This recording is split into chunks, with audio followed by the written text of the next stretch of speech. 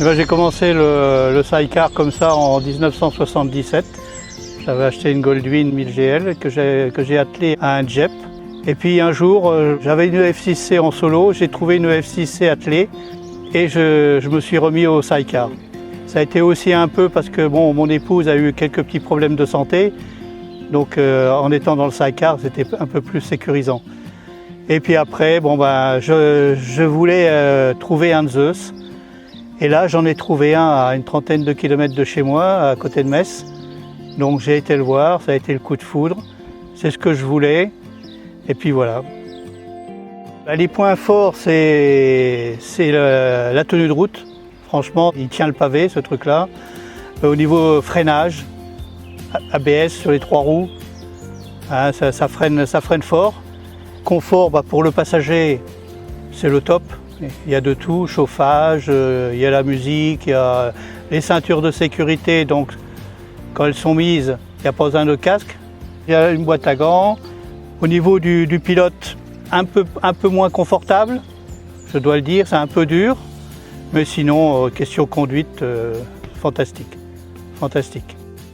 La roue arrière est directionnelle, c'est-à-dire elle est à l'opposé de la roue avant. Quand je tourne à droite, la roue arrière tourne à gauche. Et donc c'est quand même avantageux pour faire des demi-tours. Et la roue arrière de la moto et celle du side sont motrices. Donc ça aide au niveau de la tenue de route et tout ça. Bon, après on dira c'est un moteur de voiture hein, qu'il y a dessus. Moteur de 206.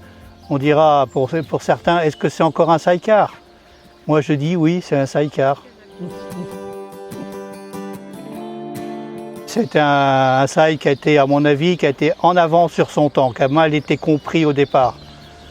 Bon, il y avait aussi un prix, le prix qui était relativement élevé, hein, plus de 30 000 € je crois, en neuf. Celui-là, je l'ai eu, qu'on peut dire à moitié prix, mais bon, ça en vaut le coup quand même. Au niveau du coffre, bon, le coffre est un peu plus petit que les autres, que par rapport à ceux que j'ai eu, du fait que le moteur est à l'arrière du panier. Au niveau des vitesses, c'est une boîte robotisée. Hein, donc il faut y aller avec douceur. Hein, les gens trop nerveux, ça ne le fera pas, parce que c'est totalement, totalement à l'encontre d'une moto traditionnelle, puisque tout ce qui est accélérateur, frein, c'est au pied. L'embrayage d'origine, il est aussi au pied. Là, il a été modifié parce que la personne avant avait un handicap. Et le passage des vitesses se fait au guidon. Sinon, il y a aussi du rangement en enlevant la selle. À l'arrière, là, dans le coffre à l'arrière, on peut charger du matériel. Et en dessous la selle. Il y a des espaces assez grands de rangement.